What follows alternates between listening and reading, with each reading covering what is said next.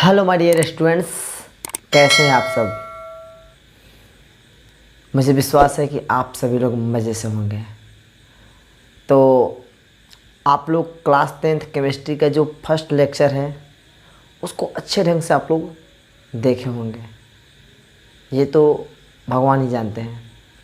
Okay, बहुत सारे maximum student जो फर्स्ट वीडियो लेक्चर है उसको देखने की कोशिश किए हैं, केवल उसको अच्छे ढंग से नहीं देखे हैं, क्योंकि टाइम ड्यूरेशन हमको बता रहा है कि 3 से 4 मिनट, मैक्सिमम 3 से 4 मिनट वीडियो को देख लिया है और उसके बाद स्किप कर दिया है। क्या किए हो? क्या आप पढ़ रहे हो या पबजी के दीवाने हो गए हो? क्योंकि बहुत सारे बच्चों से सुने हैं कि सर पबजी खेलने में बहुत मज़ा आता है ही कमाल का गेम। ओके, मानता हूँ कि आपको मज़ा आता होगा, लेकिन कहीं आप ये भूल रहे होंगे कि जिस चीज़ में मज़ा आता है ना, शायद आगे चलकर सज़ा भी होता है। ठीक है, आप इस समय अपने समय को बर्बाद कर रहे हैं, खूब मज़े ले रहे हैं, लेकिन जिस समय आपका समय बर्बाद हो जाएगा और एग्ज़ाम सर पे आएगा और उस समय आपकी हार्ट बीटिंग जो है बहुत तेज़ गति से वाइब्रेट करता हुआ होगा और उस समय आप कहेंगे कि काश मैं पहले पढ़ाई किया होता। ऐसे होता है हर एक स्टूडेंट के साथ। जो टीचर अपने स्टूडेंट के लिए दिन रात मेहनत करता है ताकि मैं बच्चों को अच्छे ढंग से शिक्षा दूं, समझा पाऊँ, और वे बच्चे दिन रात पबजी गेम के पीछे, अपने एंजॉय के पीछे भागते रहते हैं और बाद में कहते हैं कि पढ़ाई समझ में नहीं आया। कैसे समझ में आएगा? दाल भात का कौर है। पढ़ाई एक तपस्या है।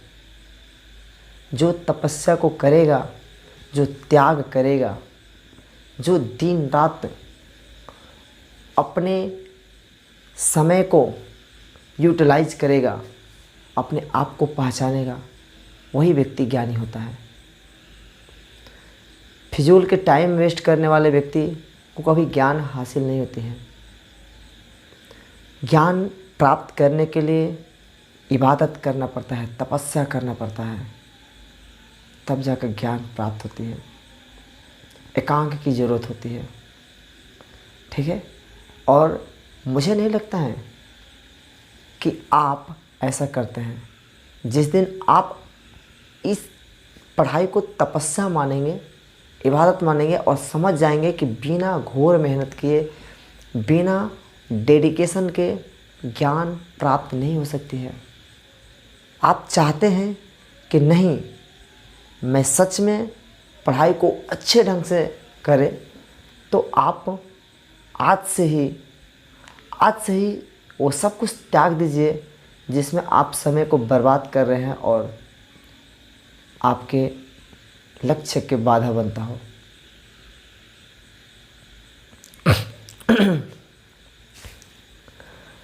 माय डियर स्टूडेंट्स, आप लोग मेरे इस वीडियो को देख रहे होंगे। मुझे पता है कि आप लोग कुछ देर के बाद इस वीडियो को स्किप कर देने वाले हैं, क्योंकि आपका मन चंचल है, कभी यहाँ तो कभी वहाँ, क्योंकि आप अपने मन को नियंत्रण नहीं कर पा रहे हैं। जिस दिन आप अपने मन को नियंत्रण कर लेंगे और बुद्धि से काम लेंगे, उस दिन समझिए कि आप अपने लक्ष्य की ओर हैं। ओके, तो आप डेडिकेशन के साथ कोई भी चीज़ों को करें। आप गेम खेल रहे हैं, खेलिए, एंजॉय कीजिए, लेकिन उसका भी एक टाइम बनाइए, समय बनाइए। ठीक है, मैं देख रहा हूँ बहुत सारे बच्चे, 4-5 बच्चे एक जगह जुड़कर गेम खेल रहे हैं, ताड़ा गोली मार रहे हैं, मज़ा ले रहे हैं। जो लड़का पढ़ने के लिए 1 घंटा समय नहीं दे सकता है, वो लड़का गेम खेलने के लिए 4 से 5 घंटे समय बर्बाद कर दे रहे हैं। यहाँ तक वो खाना भी भूल जा रहा है कि मुझे खाना भी खानी है। अगर जितनी शिद्दत और कठोर मेहनत के साथ वो पबजी गेम खेला है, शायद यदि वो इतनी शिद्दत और प्यास के साथ यदि वो पढ़ाई करे तो ऐसा हो नहीं सकता है कि वो इंसान को पढ़ाई समझ में ना आए। खैर, सबकी सोच अलग अलग होती है और उसी में से आपकी भी सोच है। आप जिस तरीके से सोचेंगे, जिस तरीके से करेंगे, जितना करेंगे उतना पाएंगे और बाकी आपके हाथ में है। तो आज हम लोग क्लास 10th का सेकेंड लेक्चर में बात करेंगे कि रासायनिक अभिक्रियाओं के प्रकार कितने होते हैं। क्लियर? यदि आप लोग सच में पढ़ना चाहते हैं तो ही इस वीडियो को देखें, अदरवाइज़ इसको छोड़ के चले जाए। वैसे में मुझे पता है कि 2 से 3 मिनट तक ही वीडियो चलने वाला है। ख़ासकर मैं अपने बच्चों से ये वादा किया था कि मैं हर रोज़ एक वीडियो डालूँगा और आपके पढ़ाई रुकेगा नहीं। इस कोरोना वायरस के महामारी के चलते आपका पढ़ाई कभी रुकेगा नहीं। मैं हर वक्त हर समय आपके लिए प्रयत्न करूँगा ताकि आपका सिलेबस आगे बढ़े। लेकिन कभी कभी मेरा मन भी डोल जाता है कि मैं वीडियो ना बनाता तो अच्छा रहता, लेकिन क्या करें, मेरा माइंड कहता है कि नहीं, जिस इंसान को प्यास लगेगा वो ज़रूर कुआं के पास जाता है पानी पीने। जिस इंसान को पढ़ाई की ज़रूरत होगी वो ज़रूर आपकी वीडियो देखेगा। तो इसलिए मैं इस वीडियो को बना रहा हूँ। जिसकी ज़रूरत हो वो मेरे वीडियो को ज़रूर देखेगा, ये मैं विश्वास के साथ कहता हूँ। इसलिए आज उसी उमंग के साथ आया हूँ एक सेकेंड लेक्चर को लेकर, जिसमें हम लोग सीखेंगे कि रासायनिक अभिक्रियाओं के कितने प्रकार होता है। ओके, यानी कि types of chemical reaction. Chemical reaction क्या होता है हम सीख चुके हैं, जान गए हैं। अब हम सीखेंगे वो कितने तरीके से होता है। तो यहाँ पर कुछ गिने चुने केमिकल रिएक्शन है जो आपके क्लास 10th जो आपके सिलेबस में दिया हुआ है। ये फर्स्ट है संयोजन अभिक्रिया, यानी कि कॉम्बिनेशन रिएक्शन। सेकंड जो है वियोजन अभिक्रिया, इसको हम लोग अपघटन अभिक्रिया भी बोलते हैं। ओके, और इसको इंग्लिश में डीकम्पोजिशन रिएक्शन बोलते हैं। ओके, जो तीसरा है एकल विस्थापन अभिक्रिया, सिंगल डिस्प्लेसमेंट रिएक्शन, इसको हम लोग विस्थापन अभिक्रिया भी बोलते हैं, यानी कि डिस्प्लेसमेंट रिएक्शन। ओके, आप लोग अपने बुक को लेकर बैठे, हम पहले ही बता चुके हैं कि जब भी आप मेरे वीडियो लेक्चर को देखें या इससे पढ़ने की कोशिश करें तो आप अपने पास कलम, किताब और कॉपी, इन तीनों चीज़ों को अपना मित्र बनाकर अपने साथ रखें, क्योंकि यही आपका साथ देने वाला है आपके इस समय की जर्नी में। ओके, जो फोर्थ है हमारा द्विविस्थापन अभिक्रिया, डबल डिस्प्लेसमेंट रिएक्शन, और पांचवा जो है उपचयन एवं अपचयन, ऑक्सीडेशन एंड रिडक्शन। और भी इसके जो पार्ट है हम सबको डिटेल में जानेंगे इस वीडियो लेक्चर में। हम बारी बारी से सबके बारे में स्टडी करेंगे। तो चलिए हम संयोजन अभिक्रिया यानी कि कॉम्बिनेशन रिएक्शन के बारे में सीखते हैं। तो अगर आप इसको नोट करना चाहते हैं तो नोट कर ले, स्क्रीनशॉट लेना चाहते हैं तो स्क्रीनशॉट ले ले। तो सबसे पहले हम लोग सीखेंगे संयोजन अभिक्रिया यानी कि कॉम्बिनेशन रिएक्शन। तो फटाफट स्क्रीनशॉट लीजिए।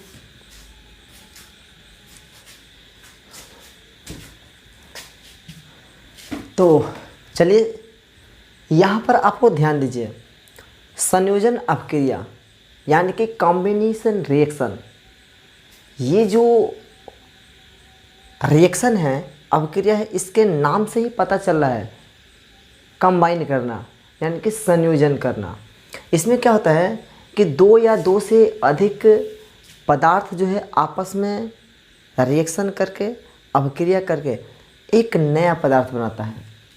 कितना बनाएगा? एक ही नया पदार्थ का निर्माण करता है। तो इस प्रकार के अभिक्रिया का नाम, इस प्रकार के रिएक्शन का नाम हम लोग रखेंगे संयोजन अभिक्रिया। ओके, यानी कि इसको हम लोग नाम देंगे कॉम्बिनेशन रिएक्शन। समझ में आया? चलिए मान चलिए कि वो पदार्थ ए और बी है, हम यहाँ पर दो ही लिए हैं, दो से ज़्यादा भी हो सकता है। ठीक है, तो ए और बी दो आपके पास पदार्थ है और दोनों आपस में रिएक्शन कर कर एक नया पदार्थ सी बनाया। ठीक है, तो एक ही यहाँ पर नया पदार्थ बना हुआ है। तो इस प्रकार के अभिक्रिया को हम लोग कहेंगे संयोजन अभिक्रिया यानी कि कॉम्बिनेशन रिएक्शन। ओके, इस पर कुछ एग्जाम्पल लिए हैं। जैसे एक कार्बन है, कार्बन कोयले को कहते हैं। जब हम कोयले को जलाएंगे ऑक्सीजन के प्रेजेंस में, तो कोयला और ऑक्सीजन, कोयले को ऑक्सीजन की उपस्थिति में जलाएंगे तो हमको मिलेगा कार्बन डाइऑक्साइड गैस यानी कि धुआं, स्मोक। ओके, ये कार्बन डाइऑक्साइड गैस जो है बना हुआ है सिंगल। ओके, यानी कि दो पदार्थों के कॉम्बिनेशन से यहाँ पर एक ही नया पदार्थ बना हुआ है। तो ये जो रिएक्शन दिख रहा है, अभिक्रिया दिख रहा है, ये हमारा संयोजन अभिक्रिया कहलाएगा। ओके, अब ध्यान दीजिए, तो जब भी कार्बन जलेगा यानी कि कोयले को जलाया जाएगा ऑक्सीजन के प्रेजेंस में, तो कार्बन डाइऑक्साइड देगा और साथ में ढेर सारा ऊष्मा देगा यानी कि ऊर्जा देगा। आप लोग देखे होंगे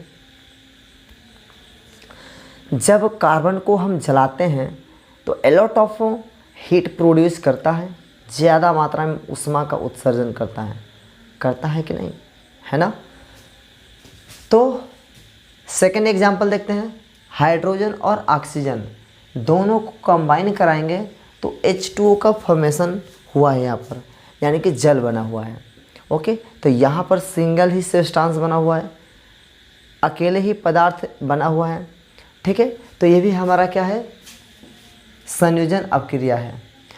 और तीसरा एग्जांपल यह है कैल्शियम ऑक्साइड यानी कि बिना बुझा हुआ चूना।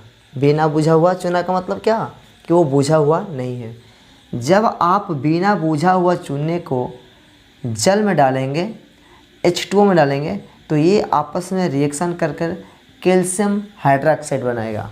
ओके, ये कैल्शियम हाइड्रोक्साइड जब बनेगा तो साथ में बहुत सारा ऊष्मा का उत्सर्जन करेगा। आप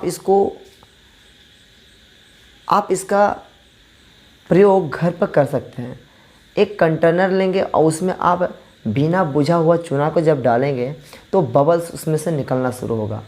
यदि आप उस बीकर को टच करेंगे हाथ से, जैसा कि यहाँ फिगर में दिखाया गया है, टच किया गया है, तो वो बीकर जो है हीटिंग हमको फील हो रहा है, यानी कि गर्म हमको फील हो रहा है। इसका मतलब क्या कि ये जब रिएक्शन हुआ है, रासायनिक अभिक्रिया हुआ है, तो ऊष्मा का उत्सर्जन हुआ है।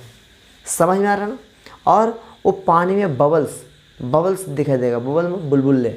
ओके, यानी कि वो बुलबुला खोलते हुए दिखाई देगा। तो जब भी संयोजन अभिक्रिया होता है तो कुछ ना कुछ ऊष्मा का उत्सर्जन भी होता है। ठीक है, तो जब कोई रासायनिक अभिक्रिया में ऊष्मा का भी उत्सर्जन हो तो उसको हम लोग ऊष्माक्षेपी यानी कि एक्सोथर्मिक रिएक्शन भी बोला जाता है।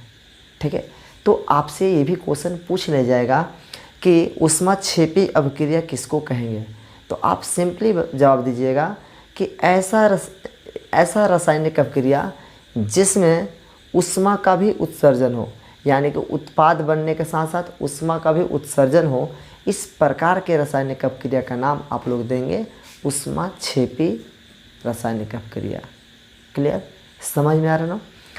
अब ऊष्माक्षेपी रासायनिक अभिक्रिया का बहुत सारे एग्जाम्पल हो सकता है, जैसे श्वसन, सांस का लेना यानी कि रिस्पायरेशन। तो श्वसन जो है एक प्रकार का क्या है, ऊष्माक्षेपी अपक्रिया है। और आपने घरों में साग सब्जी देखे होंगे, और वो साग सब्जी जब सड़ना शुरू करता है तो आप वहाँ पर अपना हाथ को लगाकर फील करेंगे तो गर्माहट वहाँ से फील होगा। तो साग सब्जियाँ जो भी वेजिटेबल वगैरह है वो डिकम्पोज जब होता है, अपघटित होता है, तो हीट का प्रोडक्शन करता है, ठीक है। तो वो भी हमारा क्या है, ऊष्माक्षेपी अपक्रिया ही होगा। समझ में आ रहा है आप लोगों को। यहाँ पर आप कैल्शियम ऑक्साइड को जल में डाले थे तो कैल्शियम हाइड्रोक्साइड बना था और प्लस में ऊष्मा का उत्सर्जन हुआ था, ठीक है। तो ये हमारा ऊष्माक्षेपी अपक्रिया भी है और साथ साथ हमारा संयोजन अपक्रिया भी है। तो संयोजन अपक्रिया में अक्सर ऊष्मा का उत्सर्जन होता है। अब यहाँ पर देखिए बहुत ही इंटरेस्टिंग चीज़ है जो दिखाई देगा कि जब यहाँ पर कैल्शियम हाइड्रोक्साइड बन गया तो फिर इस कैल्शियम हाइड्रोक्साइड आप लोग चूने को घोलते हैं, और घोलने के बाद दीवार पर जब उसको पेंटिंग किया जाता है चूने के पानी से, किससे चूने के पानी से जब आप दीवार पर पुचाड़ा के हेल्प से यानी कि ब्रश के हेल्प से उसको पेंटिंग करते हैं, तो जैसे यानी कि वाइट पेंटिंग करेंगे, जैसा कि फिगर में देख रहे हैं दीवार, ये दीवार पर एक चमक आ जाता है सफ़ेद कलर का, एक संगमरमर के तरह। जिस तरह से संगमरमर चमकते हुए दिखाई देता है, उसी तरीके से यहाँ पर आप लोगों को दिखाई दे रहा होगा कि एक चमक आ रहा है। वो ऐसा क्यों हुआ, तो देखो जब एक कैल्शियम हाइड्रोक्साइड है, ये चूने का पानी कैल्शियम हाइड्रोक्साइड जब धीरे धीरे हमारे चूने के जो पानी है कैल्शियम हाइड्रोक्साइड दीवार पर जब इसका पेंटिंग कर दिया जाता है, कोटिंग कर दिया जाता है, तो क्या होता है, हमारे वायुमंडल में कार्बन डाइऑक्साइड गैस होता है। आपको पता है, होनी चाहिए पता आपको, हमारे वायुमंडल में कार्बन डाइऑक्साइड गैस होता है। तो ये चूने के पानी अधिक समय यानी कुछ घंटों के बाद, कुछ समय के बाद कार्बन डाइऑक्साइड से रिएक्शन करेगा। क्या करेगा, रिएक्शन, और रिएक्शन करके कैल्शियम कार्बोनेट बना लेगा। क्या बना लेगा, कैल्शियम कार्बोनेट। और एक कैल्शियम कार्बोनेट जानते हैं, ये संगमरमर का फॉर्मूला होता है, संगमरमर का सूत्र। ये संगमरमर के तरह चमक प्रदान करेगा और उसी तरीके से चमकीला दिखाई देगा। यही रीज़न है कि जब हम किसी दीवार को चूने के पानी से पेंटिंग करते हैं तो कुछ समय के बाद शाइनिंग यानी कि सफ़ेद कलर का शाइनिंग आना शुरू हो जाता है, चमक आना शुरू हो जाता है। क्लियर, समझ में आ गया होगा आप लोगों को। तो ये उसी समय नहीं, इंस्टेंटेनियस नहीं आता है, कुछ समय के बाद धीरे धीरे, घंटों 2 घंटों भी लग सकता है।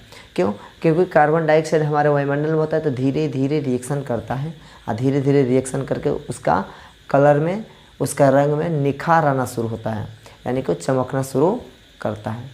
ओके, तो आप समझ गए होंगे संयोजन अपक्रिया को। और संयोजन अपक्रिया में आप एक और अपक्रिया देखें, कौन सा अपक्रिया, तो ऊष्माक्षेपी अपक्रिया, वैसे रासायनिक अपक्रिया जिसमें ऊष्मा का उत्सर्जन हो रहा है। जैसे मान चले एक मीथेन का एग्जाम्पल लेते हैं, मीथेन का CH4 + 2O2, ये रिएक्शन करके CO2 बनाएगा और प्लस H2O बनाएगा। ओके, समझ में आ रहा है ना। बैलेंस कर सकते हैं आप, हाइड्रोजन यहाँ पर 2 है, वहाँ पर 4 है, तो 2 से यहाँ पर मल्टीप्लाई कर दिए। ऑक्सीजन हमारा 2 हो गया, यहाँ पर 4 है, तो 4 यहाँ पर 2 और 2 4 हो गया। क्लियर, तो बैलेंस भी हो गया। तो यहाँ पर मीथेन है, मीथेन एक एक्चुअली गैस होता है और इससे हम लोग खाना भी, भोजन भी बनता है, ठीक है, बायोगैस से निकलता है। तो मीथेन जब जलता है तो कार्बन डाइऑक्साइड गैस और वाटर को प्रोड्यूस करता है और ऊष्मा का प्रोडक्शन भी करता है, प्लस ऊष्मा या ऊर्जा। ओके, समझ में आ रहा है ना। तो ये हमारा ऊष्माक्षेपी अपक्रिया है। क्लियर। हाँ, एक और बात ध्यान दीजिए कि जब आप H2SO4 को वाटर में डिज़ोल्व करेंगे, वाटर में डालेंगे पानी में, तो क्या होगा, वो ऊष्मा का प्रोडक्शन करना शुरू करेगा, यानी कि बहुत मात्रा में ऊष्मा का उत्सर्जन करता है। ठीक है, तो जब आप सल्फ्यूरिक अम्ल को जल के साथ रिएक्शन कराएंगे तो वो भी हमारा ऊष्मा क्षेपी अभिक्रिया है, क्योंकि ऊष्मा का उत्सर्जन हो रहा है। तो बहुत सारे यहाँ पर आप रिएक्शन देख चुके हैं और आप नोट भी कर सकते हैं ऊष्मा क्षेपी रासायनिक अभिक्रिया का, और ये पॉइंट संयोजन अभिक्रिया में ही पढ़ना होता है। क्लियर? तो आप लोग इसको नोट करें। तो चलिए अब हम दूसरे टॉपिक को कवर करते हैं, वियोजन अभिक्रिया। इसको हम लोग इंग्लिश में बोलते हैं डिकम्पोजिशन रिएक्शन। देखिए, इसके पहले हम लोग संयोजन अभिक्रिया के बारे में डिस्कस किए थे। संयोजन अभिक्रिया में होता क्या था कि उसमें दो पदार्थ रिएक्शन करके आपस में एक नया पदार्थ बना रहा था, लेकिन यहाँ पर जस्ट उल्टा होने वाला है। यहाँ पर एक पदार्थ डिकम्पोज होकर दो या दो से अधिक नए पदार्थ बनाएगा। ओके, तो यहाँ पर देखिए, मान चलिए यहाँ पर एक पदार्थ है AB। ओके, जब आप इसको हीटिंग करेंगे, गर्म करेंगे, देखिए यहाँ पर आप हीट दे रहे हैं, हीट देंगे तो इसका मॉलिक्यूल जो है, इसका जो एटम है टूटेगा। टूटने के बाद ये क्या होगा, आइसोलेट हो जाएगा, अलग अलग हो जाएगा, और दो नए गुण वाले, नए प्रॉपर्टीज वाले दो अलग अलग पदार्थ का निर्माण करेगा। तो इस टाइप के रिएक्शन का नाम हम लोग रखते हैं डिकम्पोजिशन रिएक्शन, यानी कि इसमें डिकम्पोज हो रहा है, विघटित हो रहा है, यानी कि इसमें एक बड़े मॉलिक्यूल टूटकर दो छोटे छोटे या तीन छोटे छोटे मॉलिक्यूल में कन्वर्ट हो रहा है। समझ में आ रहा है आप लोगों को? एक यहाँ पर एग्जांपल लिए हैं कैल्शियम कार्बोनेट। इसके पहले आप लोग कैल्शियम कार्बोनेट के बारे में पढ़ चुके हैं कि कैल्शियम कार्बोनेट जो है ये संगमरमर का सूत्र होता है, या जो अंडे का जो वाइट पार्ट दिखाई देता है आप लोगों को ऊपर से कवच, वो भी कैल्शियम कार्बोनेट का ही होता है। समझ में आ रहा है ना? और जो चूने की सफ़ेदी किया जा रहा है दीवारों पे, ये कुछ समय के बाद कार्बन डाइऑक्साइड से रिएक्शन कर क्या बनाता है, कैल्शियम कार्बोनेट बनाता है। अब चलिए अगेन हम उस कैल्शियम कार्बोनेट को अगर ऊष्मा दे, हीट दे, ऊष्मा, यदि उसमें ऊष्मा दे तो ये टूट जाएगा। एक बड़ा मॉलिक्यूल है, टूटकर कैल्शियम ऑक्साइड और कार्बन डाइऑक्साइड गैस प्रोड्यूस करेगा। तो यहाँ पर दोनों प्रॉपर्टीज़ बिल्कुल क्या है, डिफरेंट है इसके, यानी कि वो अपने ओरिजिनल कंपाउंड से। ओके, अब चलिए हम सेकंड जो एग्जांपल लेने वाले हैं बहुत ही इम्पोर्टेंट है, बहुत ही इंटरेस्टिंग है। इंटरेस्टिंग ये इसलिए है क्योंकि यहाँ से क्वेश्चन पूछा जाता है। देखिए यहाँ पर फेरस सल्फेट है और वो 7H2O, यानी कि ये कुछ जल के मॉलिक्यूल के साथ बंधे हुए हैं। ठीक है, तो 7H2O यानी कि इसको हम लोग हेप्टाहाइड्रेट भी बोलते हैं, हेप्टाहाइड्रेट। ठीक है, तो जब जल के मॉलिक्यूल से जुड़ा रहे तो उसको हम लोग क्रिस्टलाइन सॉलिड कहते हैं, यानी कि क्रिस्टल के फॉर्म में है। चलिए इसका जो कलर है इनिशियल में हरा है, आप देख सकते हैं इसका कलर, एक फ़ोटो में देखिए, देख पा रहे हैं हरे कलर का किस तरीके से है।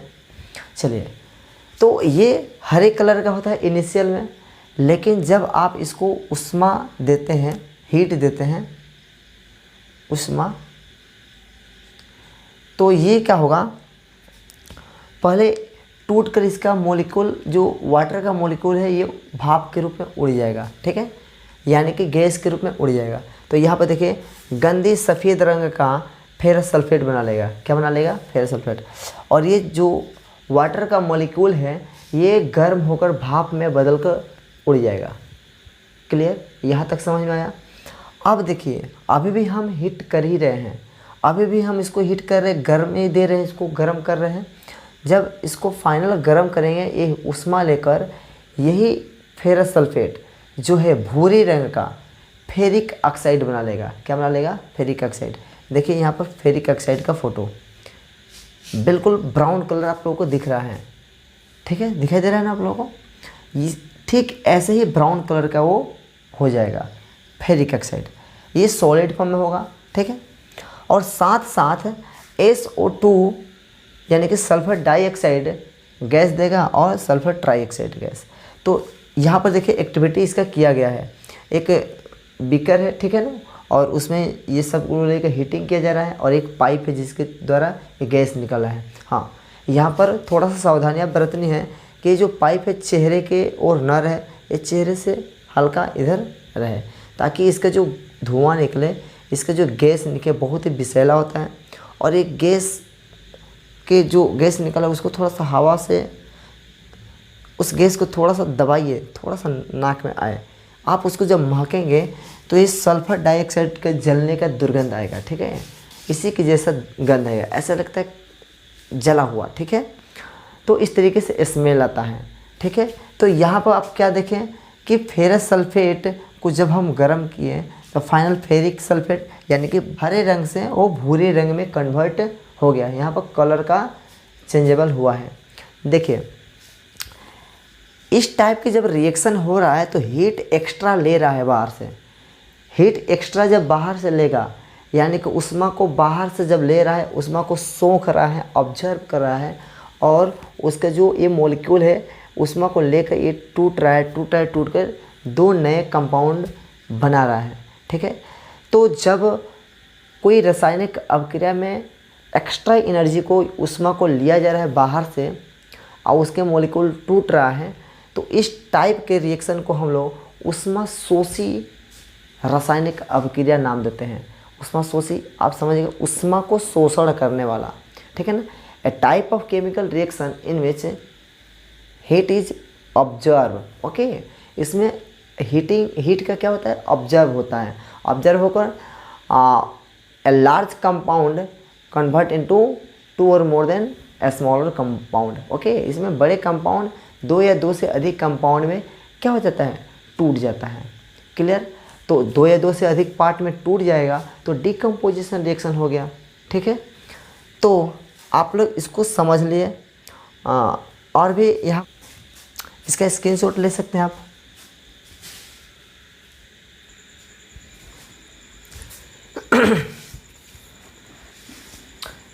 देखिए डिकम्पोजिशन रिएक्शन जो है वो तीन तरीके से कराया जाता है। एक है ऊष्मीय वियोजन। ऊष्मीय वियोजन में क्या होता है, उसमें ऊष्मा के द्वारा एक बड़े कंपाउंड को तोड़कर दो या दो से अधिक कंपाउंड में परिवर्तित किया जाता है, यानी कि डिकम्पोज्ड किया जाता है, ओके। आप यहाँ पर देखिए पीवी नाइट्रेट है यानी कि लेड नाइट्रेट है।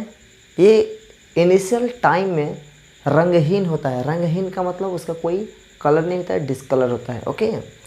जब आप इसको हीट करते हैं, उष्मा देते हैं, तो ये टूट जाता है PbO और प्लस NO2 और O2 में।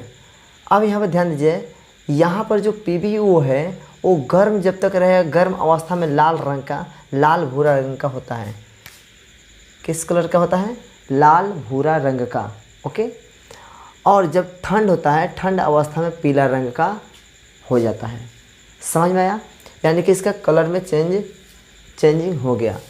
अब फिर से वो क्या बनाता है, नाइट्रोजन डाइऑक्साइड यानी कि भूरा रंग का, और ऑक्सीजन गैस यानी कि ऑक्सीजन गैस का निर्माण होता है, ठीक है। आप इस प्रयोग में देख सकते हैं, इस इमेज में देख सकते हैं किस तरीके से एक गैस निकला है। यदि आप इस गैस के पास जलती हुई संठी लेकर जाएंगे तो वो जलती हुई संठी का जो स्पीड हो जलने का वो थोड़ा तीव्र हो जाएगा, ठीक है।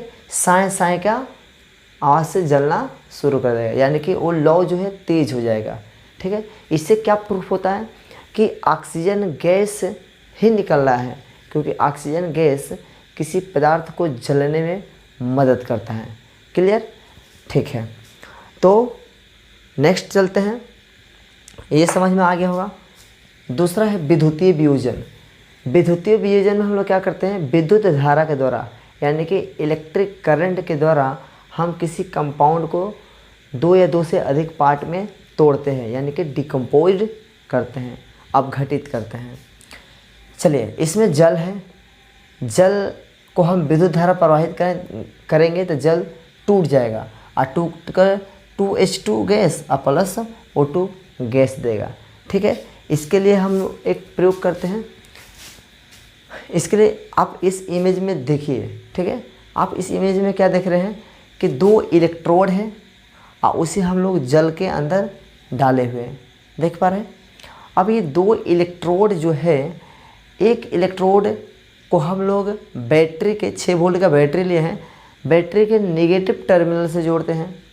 तो जिस इलेक्ट्रोड को आप बैटरी के नेगेटिव टर्मिनल से जोड़ेंगे, नेगेटिव सिरे से यानी कि ऋण सिरे से, उसको हम लोग कैथोड नाम देंगे। क्या नाम देंगे? कैथोड। ओके। और जिस बैटरी के आप पॉजिटिव सिरे यानी कि धनात्मक सिरे से जिस इलेक्ट्रोड को आप ज्वाइन करते हैं उसको एनोड बोला जाता है। ओके, आप देखिए ये बैटरी के 2 सिरा है। यहाँ पर बैटरी को हम बनाए नहीं है, लेकिन फिगर में आप आराम से देख सकते हैं। क्लियर? चलिए, तो यहाँ पर आप देख पा रहे हैं कि ये छोटा जो है वो नेगेटिव साइन का है, ये बड़ा जो है पॉजिटिव है, यानी कि हाई पोटेंशियल, ये लो पोटेंशियल है। हाई पोटेंशियल पॉजिटिव वाले को क्या कहता है और जो ये लो पोटेंशियल को कहता है। क्लियर? जब आप विद्युत धारा स्विच को ऑन करेंगे, विद्युत धारा बहना शुरू हो जाएगा, तो जल जो है 2 पार्ट में टूटना शुरू हो जाएगा।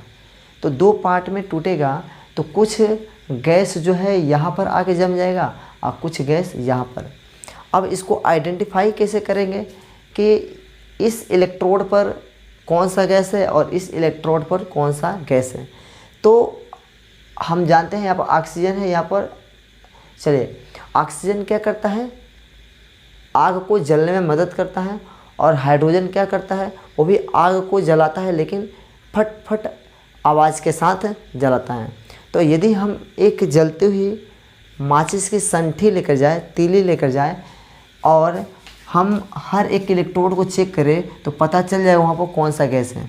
तो आप यदि कैथोड पर ले जाकर उस जलती हुई तीली को चेक करेंगे तो फट फट साउंड के आवाज़ के साथ जलना शुरू करेगा, तो हमको पता चल जाएगा कि वहाँ पर हाइड्रोजन गैस है। अगर आप एनोड पर आके चेक करेंगे तो वहाँ पर वो लौ तेज हो जाएगा। ठीक है, जलती हुई लौ क्या होगा? तेज हो जाएगा। ठीक है, तो वहाँ पर हमको पता चलता है कि ऑक्सीजन गैस है। ठीक है, लेकिन याद रखिए यहाँ पर कैथोड और एनोड, यहाँ से एक क्वेश्चन भी पूछा जा सकता है कि यहाँ पर जो है कैथोड पर जो गैस इकट्ठा हुआ है वो ऑक्सीजन यानी कि जो एनोड पर गैस है उससे दोगुना हुआ है। ठीक है, रीज़न क्या है? रीज़न ये है कि जल में हाइड्रोजन का 2 मॉलिक्यूल होता है। ठीक है, यानी कि जल में हाइड्रोजन का 2 भाग होता है। ठीक है, और ऑक्सीजन का 1 भाग होता है।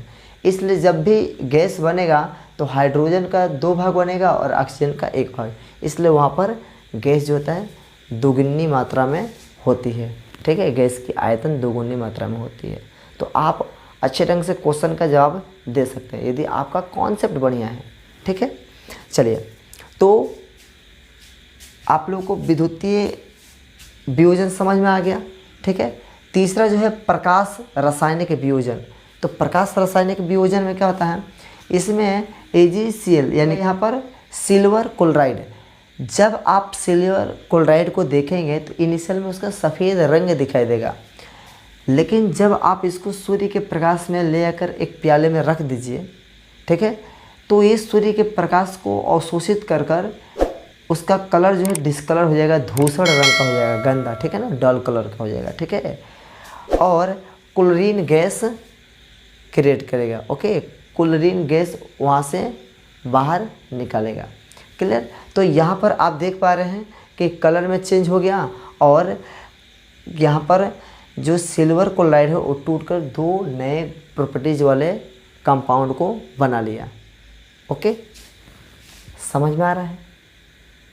ठीक है, तो आइए अब सिल्वर ब्रोमाइड को भी वैसे ही करेंगे। तो सिल्वर ब्रोमाइड भी क्या होता है? सूर्य के प्रकाश में टूटकर सिल्वर और ब्रोमाइड का निर्माण करता है।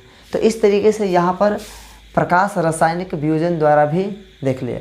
इमेज में भी देख सकते हैं कि हम क्या किए हैं, एक प्याले में सिल्वर क्लोराइड को लिए हैं और सूर्य के प्रकाश में रखे हैं और वो धीरे धीरे धीरे धीरे डिकम्पोज हो गया है और 2 नए कंपाउंड को बनाया हुआ है।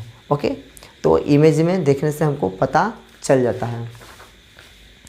ओके, सनलाइट के द्वारा। ठीक है, तो ये हमारा विभजन अपक्रिया का 3 टाइप्स था जिसके द्वारा हम लोग विभजन अपक्रिया करते हैं। आप लोग इसका स्क्रीन शॉट ले सकते हैं और लिख सकते हैं। ज़्यादा से ज़्यादा आप लिखें वही बेहतर है। स्क्रीन शॉट लेने के बाद स्टूडेंट पढ़ते नहीं हैं, ये हम अच्छी तरीके से जानते हैं। तो इससे बेहतर यही होगा कि आप कॉपी पर इसको नोट कर लें। ठीक है, और अपने बुक को अपने पास में लेकर रखें और उससे टॉपिक को मिलाएं और पढ़ें।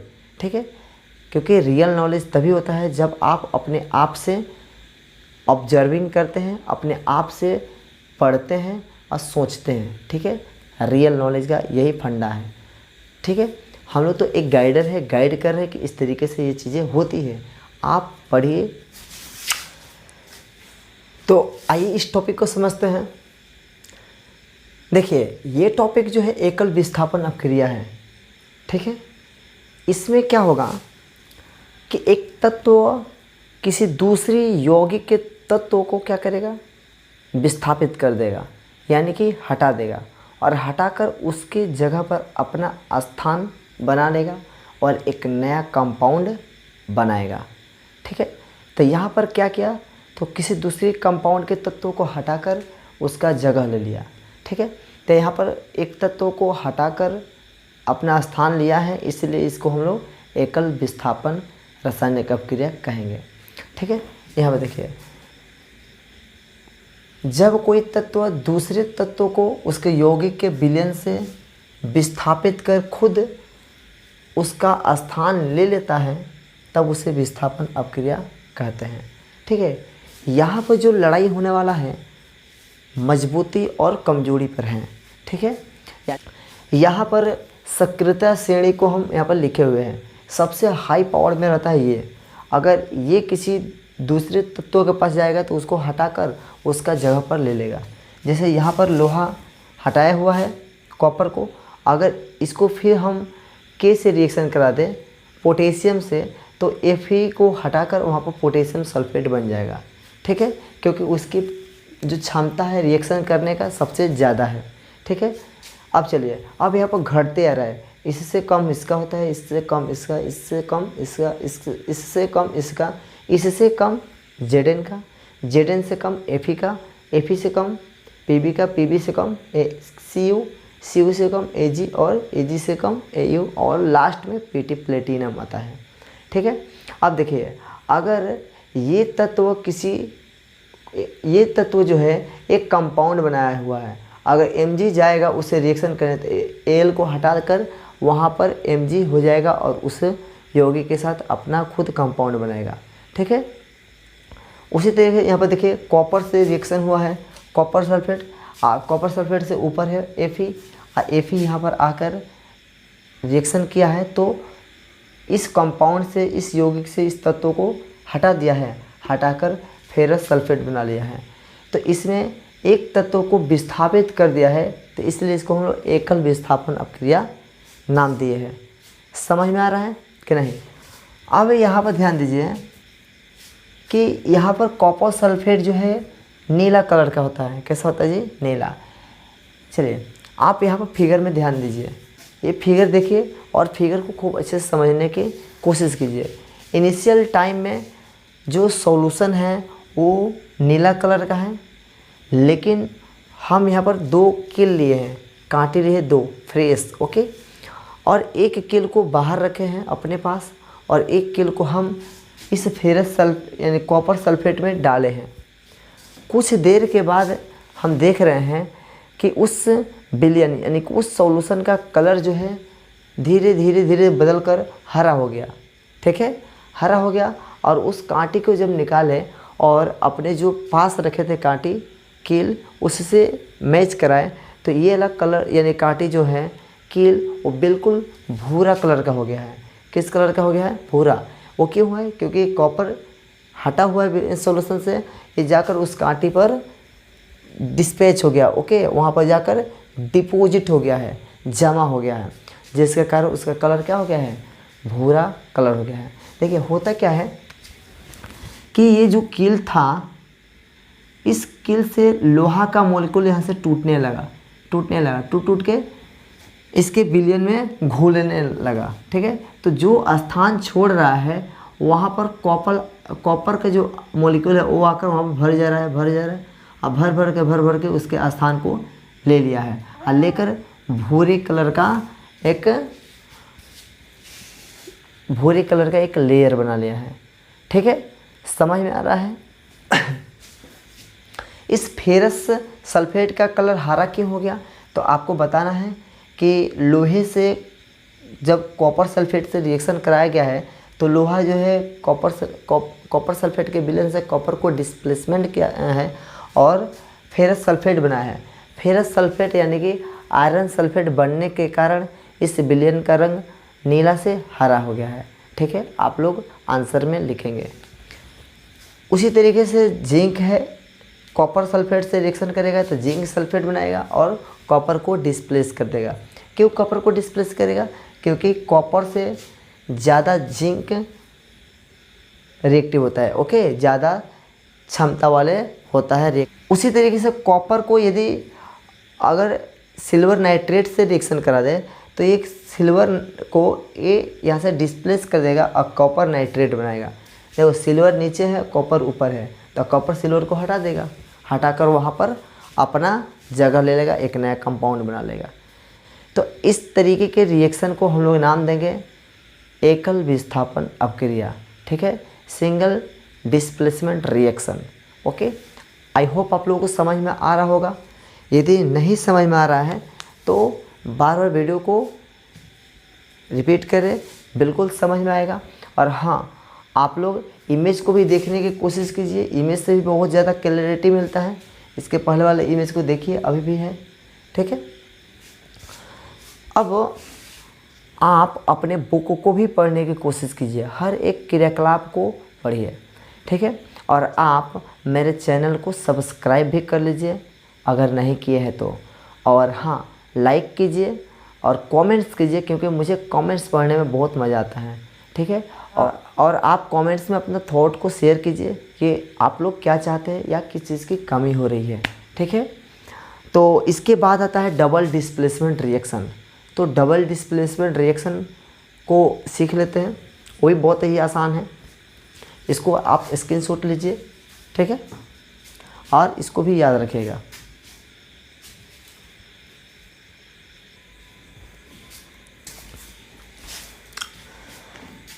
अब चलिए इस टॉपिक को जल्दी जल्दी समझ लेते हैं।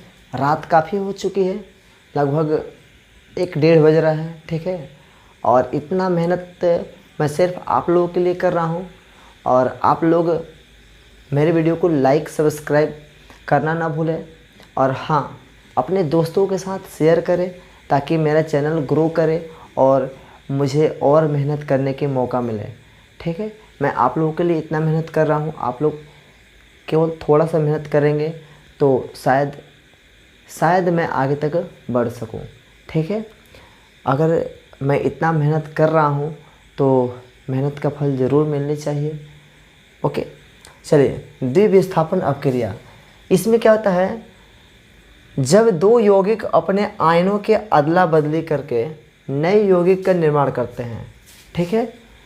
क्या करेगा, अपने केवल आयन्स का अदला बदली करता है, ठीक है, और नए यौगिक का निर्माण करता है। इस तरीके के जो केमिकल रिएक्शन होता है उसका नाम हम लोग रखते हैं क्या, डबल डिस्प्लेसमेंट रिएक्शन, यानी कि द्विविस्थापन अपक्रिया। आइए एग्जांपल देखते हैं। यहाँ पर सोडियम सल्फेट है। सोडियम सल्फेट जो है जलीय घोल में है और बेरियम क्लोराइड के साथ रिएक्शन करेगा। अब इसमें होता क्या है, ये केवल आयंस का अदला बदली करेगा। ये सोडियम के पास केवल एक आयंस है, क्या है जी, एक, क्योंकि यहाँ पर इसका 2 है, -2 इसका है, ठीक है। ये सोडियम जाकर क्लोरीन के साथ रिएक्शन करेगा, ठीक है ना। अब बेरियम के पास 2 आयंस है, ये 2 उसको दिया हुआ है 2, तो 2 एक कैंसिल होगा, बेरियम सल्फेट बना लेगा और NaCl बना लेगा, ठीक है, सोडियम क्लोराइड। तो सोडियम जो है उसको जाकर डिस्प्लेस करेगा, अब बेरियम जो है सोडियम को हटाएगा। तो बेरियम यहाँ पर अगर बेरियम सल्फेट बना लेगा और सोडियम क्लोरीन के पास जाकर सोडियम क्लोराइड बना लेगा। ओके, अब आप लोगों को समझ में आया कि केवल ये अपने आयंस का अदला बदली किया है। ये कंपाउंड उसके बेरियम को ले लिया है और ये कंपाउंड से सोडियम वहाँ पर चला गया है। ठीक है, इसका आयंस का अदला बदली केवल हो गया। यहाँ पर आप ध्यान देंगे सोडियम, अगर आप अलग अलग लिखेंगे तो सोडियम प्लस SO4 2 नेगेटिव। ठीक है, और उसको अलग अलग लिखेंगे तो बेरियम 2 ओके पॉजिटिव और क्लोरीन नेगेटिव। ठीक है, तो ये इसके आयंस से जाकर अदला बदली कर लेगा। ठीक है, और ये इससे आएगा। ठीक है, समझ में आ रहा है ना। तो बेरियम सल्फेट में 2 से 2 कैंसिल आउट हो जाएगा और BaSO4 बना लेगा। ये 2 से 2 कैंसिल हो जाएगा। ये सोडियम क्लोरीन के साथ रिएक्ट करके सोडियम क्लोराइड बना लेगा। ठीक है, केवल और केवल आयंस का अदला बदली हुआ है। 2 यहाँ पर आ गया इसके साथ, ये वहाँ पर चला गया। ठीक है, समझ में आ रहा है ना। तो जब आयंस का अदला बदली करके नए पदार्थ का निर्माण करता है तब हम उसे डबल डिस्प्लेसमेंट रिएक्शन कहते हैं। यहाँ पर देखिए लेड नाइट्रेट है। अब देखिए यहाँ पर आप इमेज में देखिए फटाफट कि यहाँ पर सोडियम सल्फेट को बेरियम क्लोराइड में डाला जा रहा है। तो सफ़ेद अवक्षेप यानी कि अवक्षेप को आप लोग नीचे हम बताए थे कि डाउनवर्ड हम एक तीर का निशान एरो का निशान लगा देते हैं। इससे पता क्या चलता है कि प्रिसिपिटेट बन रहा है, अवक्षेप बन रहा है, सफ़ेद अवक्षेप। और आपको ये भी बताया गया था कि जिस रासायनिक अपक्रिया में अवक्षेप का निर्माण होता है उस रासायनिक अपक्रिया का नाम एक और होता है अवक्षेपण अपक्रिया। कौन सा अपक्रिया? अवक्षेपण। तो यहाँ पर अवक्षेपण अपक्रिया भी हो रहा है। तो आप अवक्षेपण अपक्रिया को डिफाइन कर सकते हैं कि जब किसी रासायनिक अपक्रिया में अवक्षेप का निर्माण होता है तो उस रासायनिक अपक्रिया का नाम हम लोग अवक्षेपण अपक्रिया भी रखते हैं। ठीक है, अब एग्जाम्पल भी इसको दे सकते हैं। यहाँ पर देखिए लेड नाइट्रेट ये रंगहीन है, पोटेशियम आयोडाइड ये भी रंगहीन है। आप इसका भी एग्जाम्पल दे सकते हैं, लेड नाइट्रेट और पोटेशियम आयोडाइड।